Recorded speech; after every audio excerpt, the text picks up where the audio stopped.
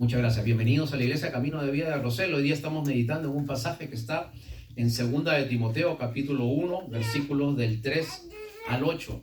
Y el tema de esta mañana es otra oportunidad perdida. Quería hacerte una pequeña introducción antes de empezar a entrar totalmente a lo que es el desarrollo de este versículo que hemos leído. En la historia de la humanidad, obviamente la persona que partió al mundo fue Jesucristo. Pero hay personas que a través de las edades han podido dejar huella en distintas etapas de la historia humana. Nosotros vamos desde Alejandro Magno, seguimos avanzando un poquito allí y nosotros vamos hasta la historia moderna. Nosotros podemos ver que una de las grandes personalidades que ha habido en la historia contemporánea se llamó Mahatma Gandhi. Gandhi fue un luchador por los derechos civiles del pueblo indio o del pueblo donde él nació, que fue en la India. Ahora, Mahatma Gandhi, a través de su esfuerzo, de su lucha, no solamente por liberarse del imperio británico, sino por los derechos de las mujeres, por liberar al pueblo indio, hindú, de las castas que habían. Él luchó aproximadamente 30 años con un movimiento pacifista que finalmente independizó a la India de Gran Bretaña. Ahora, lo que muy poco se sabe de Gandhi es que Gandhi, cuando era un muchacho de 19 años, ¿no? Y ahí le pude tomar una foto. Ahí está Gandhi cuando tenía 19 años. Gandhi se fue a Inglaterra o a Gran Bretaña. Se fue a estudiar a la Universidad de Oxford Derecho o abogacía. Ahora, lo que no se sabe de esta historia es que Gandhi fue por un intercambio estudiantil a una casa de unas personas que eran como tú y como yo, personas cristianas evangélicos. Entonces, Gandhi fue a la casa de una familia cristiana evangélica en la cual el papá servía en la iglesia, la mamá servía en la iglesia y los hijos servían en la iglesia. Pero en la casa se paraban peleando.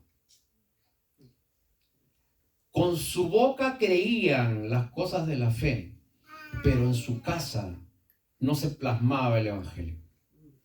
Entonces, Gandhi recibía, incluso Gandhi algunas veces fue invitado a la iglesia donde ellos iban, y Gandhi iba. Ahora, pero él veía que todo lo que le hablaban no tenía nada que ver con lo que vivía 24 horas en la casa donde él estaba. Entonces, Gandhi, al recibir ese mal ejemplo, lanzó una frase muy famosa años después, que hasta ahora la puedes haber visto en algún sitio de las redes sociales. Me gusta su Cristo, pero no me gustan sus cristianos. Sus cristianos son muy distintos a Cristo. Y qué frase tan triste, ¿no? Me gusta Cristo, pero no me gustan los cristianos. Porque los cristianos son muy diferentes a Cristo. Con los años, Gandhi pudo ver que su esfuerzo de liberar a la India de Gran Bretaña se pudo hacer. Independizó a ese territorio en 2 países que ahora se llaman India y Pakistán. Entre India y Pakistán ahora son 1.600 millones de personas. Y Gandhi tuvo la gran oportunidad de haber recibido el evangelio y de haber aceptado al Señor Jesucristo, y que por lo tanto 1.600 millones de personas pudiesen haber seguido la fe en el Señor Jesucristo. Pero por el ejemplo de una familia, este hombre se decepcionó totalmente de la fe en Cristo. Y Gandhi dice, no me gusta su Cristo, me gusta su Cristo, pero no me gustan sus cristianos. Y entonces, hermanos, esta fue una gran oportunidad perdida para que millones de personas que después fueron 2 países, la India y Pakistán, puedan haberse convertido a la fe cristiana. Vamos a ver el día de hoy a una persona que no dejaba pasar ni una oportunidad. Y sí era ejemplo. Él no era una oportunidad perdida. Era una persona que lo que predicaba lo vivía, que lo que enseñaba lo plasmaba en su casa. Y él era el apóstol Pablo. El apóstol Pablo es quien escribe la carta que estamos leyendo el día de hoy. Hoy día estamos leyendo la segunda epístola del apóstol Pablo a Timoteo. en el versículo 3, Timoteo dice, doy gracias a Dios. Vamos a ver el pasaje que estamos leyendo, hermanos.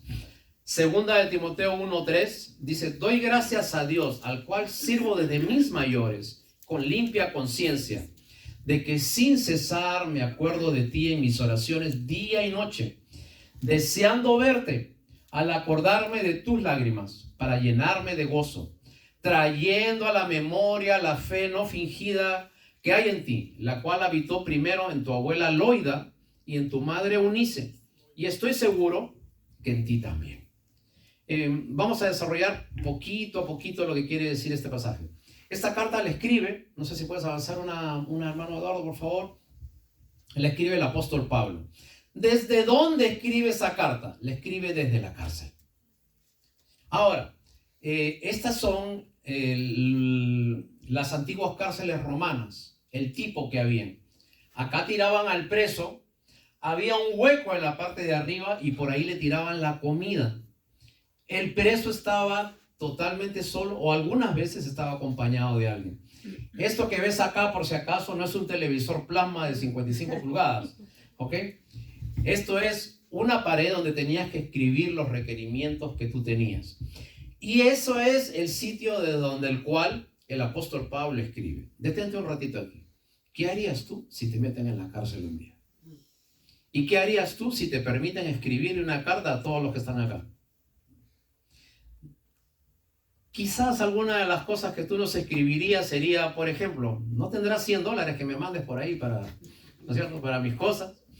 Contrátame un abogado, sácame de aquí, por favor, estoy sufriendo, ¿no? Pero el apóstol Pablo, en lugar de pedir cosas, dice que él hacía algo totalmente distinto. Él, en ese tiempo que no podía cambiar sus circunstancias, meditaba. Y hermanos, la vida no es lo que te pasa. La vida es qué haces tú con las cosas que pasan. ¿Te tocó vivir de esta manera? ¿Qué hago con lo que tengo? ¿Y cómo puedo seguir en fe con lo que tengo? Hay etapas en la vida un poco difíciles. Tenemos que salir adelante muchas veces con hijos pequeños, en un país que no conocemos. Pero allí tú tienes que pensar, este no es el momento para quejarme. Este es el momento para ver qué cosa hago con lo que tengo y cómo en mi fe puedo seguir adelante en las cosas del Señor. Ahora, en la cárcel, Pablo dice en el versículo 3, doy gracias a mi Dios. Mira, con esa frase empieza. Un hombre que estaba en la cárcel, un hombre que tenía todos los pretextos para quejarse, dice, doy gracias. Y hermanos, sin importar cuál sea tu situación, da gracias. La Biblia dice, dad gracias a Dios por todo. No solamente cuando te va bien, no solamente cuando hay dinero en la bolsa, no solamente cuando tus deseos son cumplidos, en todo tiempo, dad gracias a Dios por todo. Gracias, Señor, por lo que tengo. Gracias, Señor, por lo que no tengo. Y gracias, Señor, por lo que me vas a dar. Todo lo que tengo y lo que no tengo es tu voluntad. Y hermanos, qué bueno que Dios no nos da todo lo que nosotros le pedimos. Porque si Dios nos diera todo lo que pedimos, haríamos de nuestra vida un desastre. Pero Dios en su soberanía y en su inteligencia nos da solamente aquello que nosotros podemos soportar. ¿Me dejo entender? Entonces, hermanos, dé gracias. Dé gracias por lo pequeño. Dé gracias si tiene un auto nuevo. Y dé gracias si tiene un auto que cada vez que lo prende tose, ¿no? De gracias por ese carrito. Ok. Dios ya le va a dar otro mejor. De gracias. De gracias por sus circunstancias, buenas, malas. Ahora, cuando usted tiene una vida de fe, su vida no depende de lo que usted tiene. Su vida depende de lo que tiene en su corazón. Y si usted tiene la fe en Cristo Jesús, eso va a hacer de que usted pueda seguir adelante en cada cosa que le pasa. Y Pablo sigue diciendo, acompáñenme con el versículo 3, doy gracias a Dios, al cual sirvo desde mis mayores. Eso quiere decir, desde sus pasados, desde sus padres, sus generaciones que eran judías, con limpia conciencia. Y le escribe a Timoteo y le dice, sin cesar me acuerdo de ti en mis oraciones de día y de noche. Una cosa, hermano Eduardo, Pablo tiene un tiempo en la cárcel para pensar, orar y meditar, y entre todas las cosas que tiene, él comienza a pensar en las cosas buenas que le pasaron. Te doy un truco en la vida. Cada cierto tiempo, no te enfoques en lo malo que no tienes. Comienza a recordar las cosas buenas que tienes.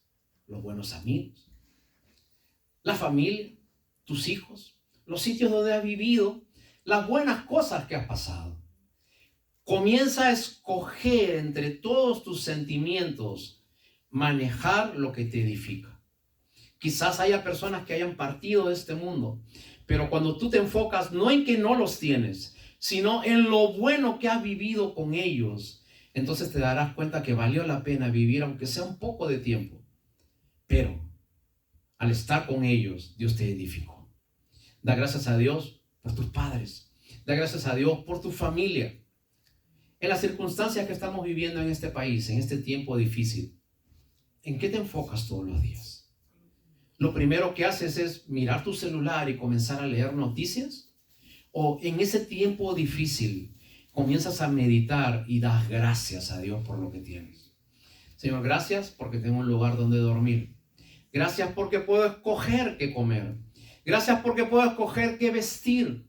Gracias porque tengo un trabajo y así sea grande o pequeño, nunca me falta nada para comer. Siempre de una manera o de otra provees. Y entre todas las cosas que comienza a acordarse el apóstol Pablo en esa cárcel oscura, se acuerda de alguien a quien amaba mucho. Y ese alguien era un muchacho llamado Timoteo. Y Pablo le nace en el corazón escribirle una epístola, una carta. Pablo había conocido a Timoteo desde muy jovencito. La Biblia nos dice que Timoteo tenía 3 características. Primero, Timoteo era muy enfermizo. Timoteo tenía muchos problemas de salud. Segundo, Timoteo era miedoso. Timoteo era tímido. Timoteo le costaba acercarse a la gente y hablarle. Timoteo era una persona introvertida. ¿Okay? Si Timoteo hubiese vivido en nuestra época, hubiese tenido su iPod y hubiese estado escuchando ahí música calladito, escondido, sin que nadie esté ahí arrinconado a un lado. Ese era Timoteo, ¿no? Y lo siguiente de Timoteo era que Timoteo era una persona joven, muy joven. Joven, enfermizo y tímido. Ahora, todas las características para que una muchacha se case con él, ¿no es cierto? Joven, enfermizo y tímido. Ahora, ¿qué cosa es lo que hace Pablo con este hombre? Pablo le da la fe que ya había recibido de su madre y de su abuela, y Pablo comienza a trabajar con este muchacho hasta que en cierto tiempo él lo pone de pastor en una iglesia que se llama Éfeso. Entonces, en la Biblia hay una epístola de Pablo a los Efesios. Cuando Pablo le escribe a los Efesios, el pastor de esa iglesia era Timoteo. Ahora, cuando Pablo le da la noticia a Timoteo y le dice: Timoteo, ¿sabes qué? Tengo un encargo para ti. Vas a ser pastor. No, Pablo, por favor, no. Yo voy a estar contigo un tiempo, vamos a estar juntos y te voy a ir preparando. Por favor, pon a quien sea, pero no me pongas a mí. Yo soy las 3 características de este joven: enfermizo, joven y tímido. Y Pablo le dice: pero tú tienes algo que los demás no tienen. Tú tienes un buen corazón. Tú tienes un corazón que sirve de verdad a Dios. Y Pablo nos da con esto una enseñanza. De nada sirve que tú sepas mucho. De nada sirve que tú hables bonito. De nada sirve que tú tengas influencia, dinero, tiempo y una serie de beneficios si tú realmente no amas a Dios. Y Pablo pone a este joven. Y llega un momento en que juntos comienzan a levantar la iglesia de Éfeso. Hasta que Pablo en un momento le dice a Timoteo: ¿sabes qué, Timoteo? Te tengo una noticia. A ver, Pablo, ¿cuál es la noticia? Ahora me tengo que ir. Y dice que Pablo mientras se iba, Timoteo le rogaba que no se vaya, que no lo deje solo. Pablo, no te vayas. Yo soy tímido, enfermizo y joven. ¿Qué voy a hacer con esta iglesia? ¿No? Y Pablo dice en el versículo 3, en el versículo 4 dice: me acuerdo de tus lágrimas al partir de ti. Y Pablo le decía, yo me voy, pero la presencia de Dios va a estar contigo. Tú no necesitas a un hombre, tú necesitas a Dios. Dios es el que te va a capacitar, Dios es el que te va a dar las fuerzas y Dios es el que va a estar contigo. Versículo 5 dice, yo te dejé a ti a pesar de tus lágrimas, a pesar que eras joven, enfermizo y tímido, porque traía a la memoria la fe no fingida que hay en ti. Versículo 5. Hay una fe que es no fingida. Tú no actuabas, tú no venías y aparentabas algo y el fin de semana hacías un montón de cosas que no podías contarle a nadie. Tú tenías una vida transparente y eso fue lo que yo me fijé en ti. Y Pablo le dice, esa fe habitó primero en tu madre, en tu abuela, y de allí habitó en tu madre. Y estoy seguro que la misma fe de ellas es la que habita en ti. Escúchame algo. La fe primero tiene que habitar en ti. ¿Sabes qué es habitar? Vivir, morar, convivir, comer, eso es habitar. Cuando tú invitas a alguien a que viva en tu casa, esa persona está allí moviéndose día y noche. ¿Sí? Y cuando tú invitas a Dios a que entre a tu corazón, Dios vive en ti. Y dice que la fe vive en ti y tiene que comenzar a trabajar en ti. Ahora, pero Pablo parece que había tenido ciertos informes acerca de cómo iba Timoteo siendo pastor. Y a Timoteo le comenzó a ganar un poquito su timidez, su juventud y su enfermedad. Y habían llegado comentarios a Pablo diciéndole que Timoteo estaba desanimado. Era pastor, pero estaba desanimado. Seguía con la iglesia, pero estaba desanimado. Su fe se estaba apagando. Y entonces Pablo le dice a Timoteo, a pesar de que eres joven, enfermizo y tímido, Dios quiere hacer algo en ti. Vamos a hacer con la siguiente, por favor, ya que hay una frase que te quiero dar. Dios no elige a los preparados, Dios prepara a los elegidos. No te preocupes mucho si tú sabes en términos teológicos las cosas de la fe o no. Preocúpate si realmente la fe habita en ti. Esa debe ser tu preocupación. Y si la fe habita en ti, si realmente Dios ha comenzado a hacer una obra en ti, entonces Dios va a comenzar a hacer grandes cosas en tu vida. Siguiente, por favor. Pablo le dice a Timoteo, te aconsejo que avives el fuego del don que hay en ti, porque Dios no nos ha dado un espíritu de cobardía, sino un espíritu de poder, de amor y de dominio propio. ¿Ok? Ahora, esa palabra cobardía, esa palabra tiene un significado bien precioso. Escúchame algo. Cuando tú estás en las cosas de Dios, tú sabes qué no nos ha dado Dios y sabes qué sí te ha dado Dios. Pablo le dice a Timoteo, Dios no te ha dado esto. Y Pablo le dice a Timoteo, Dios sí te ha dado esto. Dios no te ha dado espíritu de cobardía. Y Dios sí te ha dado espíritu de poder, de amor y de dominio propio. ¿Okay? Dios no te ha dado, querido hermano, espíritu de cobardía.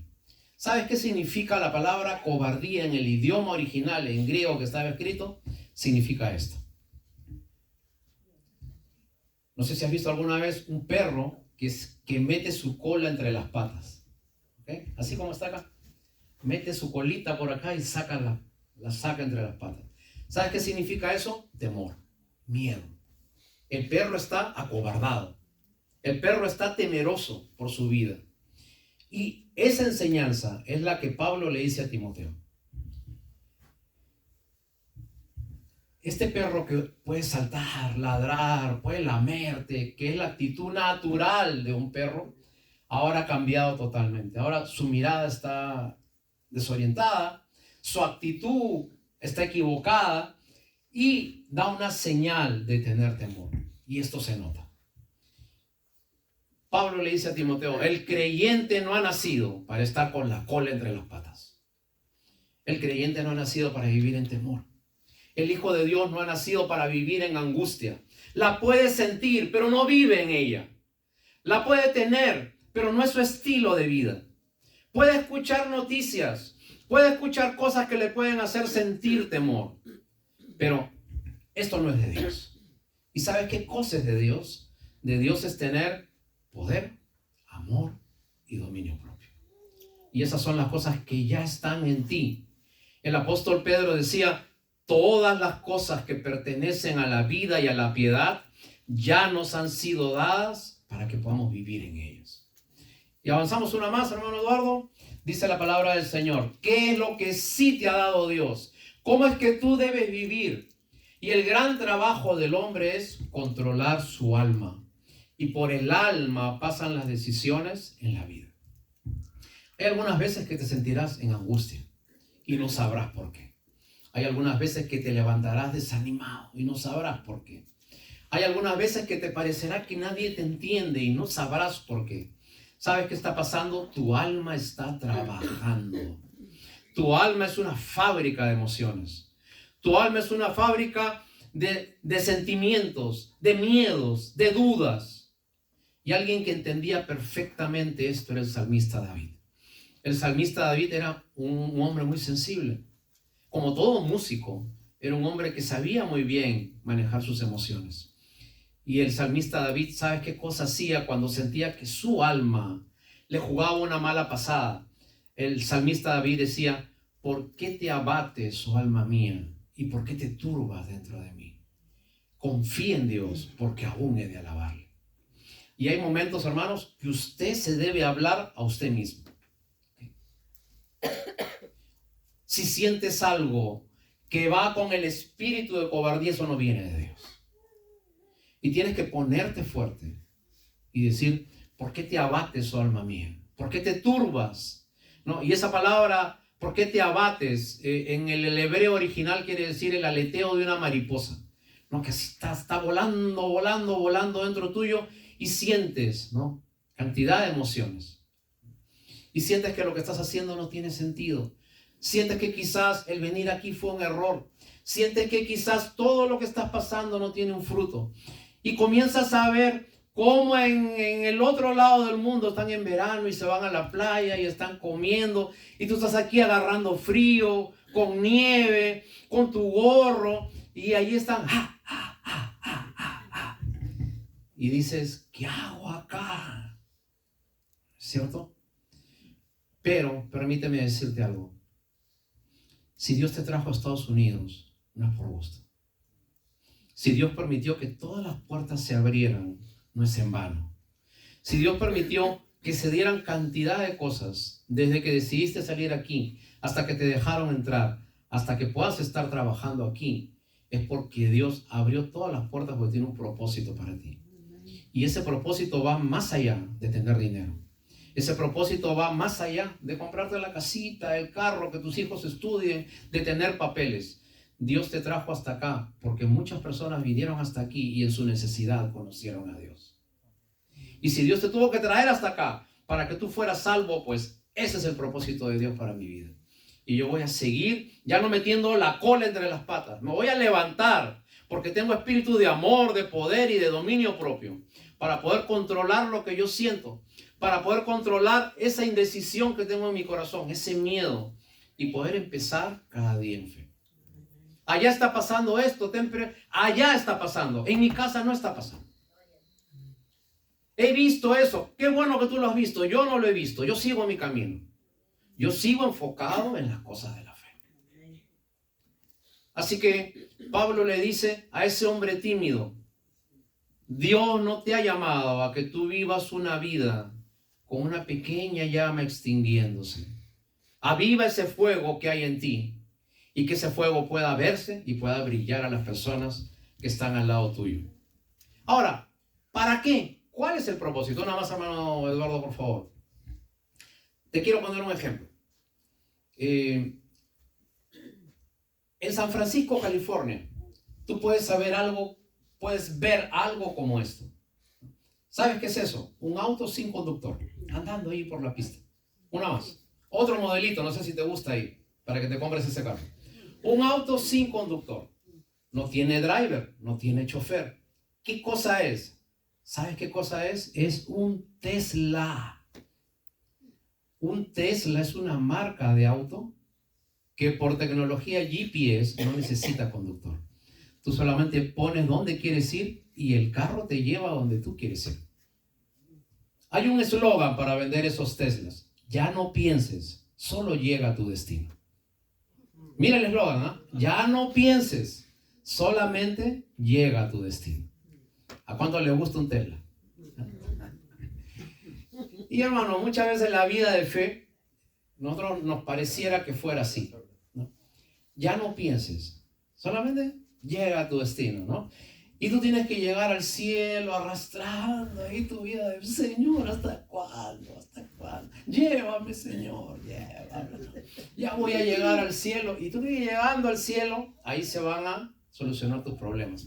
Pero déjame enseñarte algo que muy pocas iglesias te enseñan. Usualmente a nosotros se nos enseña que nosotros estamos en el mundo para llegar al cielo y allí disfrutar nuestra vida de fe.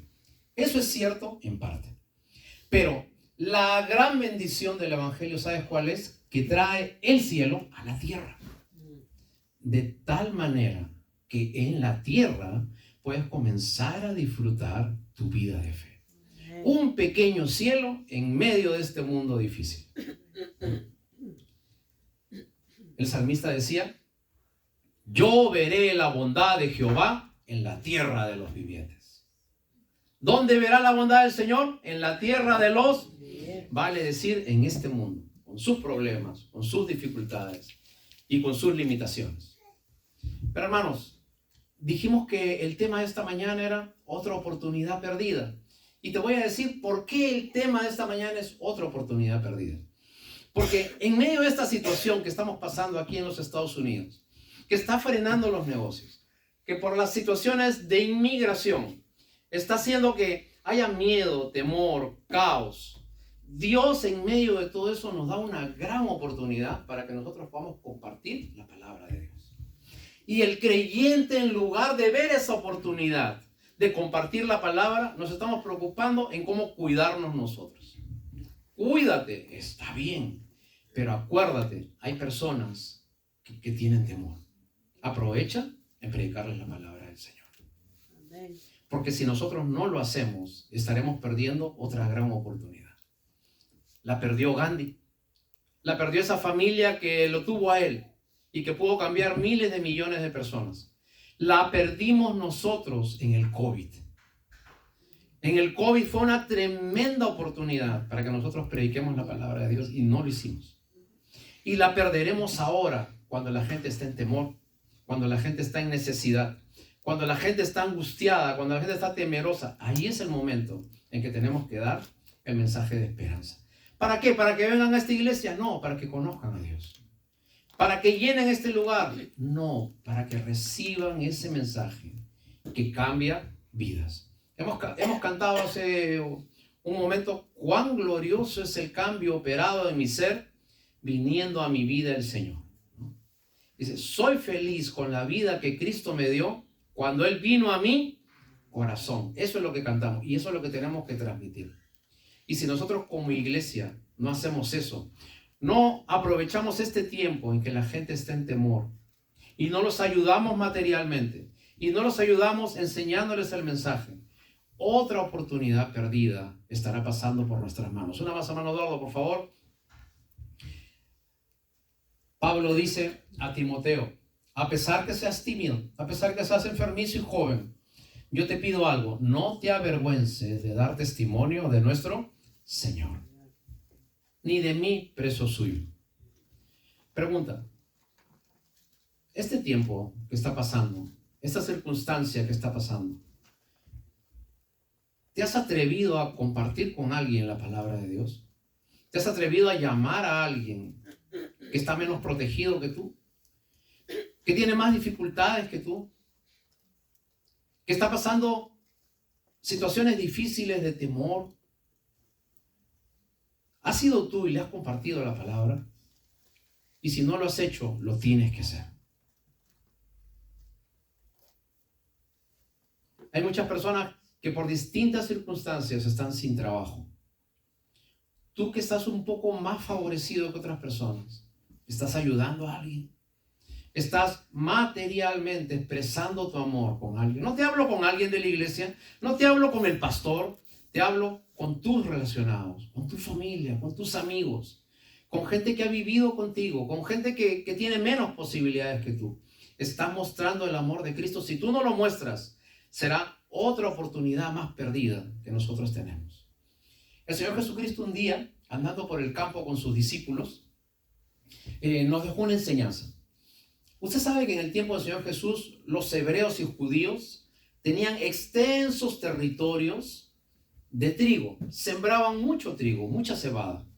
Ahora, demora mucho sembrar esas semillitas, pero después de algunos meses se comienzan a ver los pequeños tallos. Y después de un poquito más de meses, en el tiempo de cosecha, que es el tiempo de primavera, se comienzan a ver las pequeñas semillitas. Ahora, esas semillitas son doradas.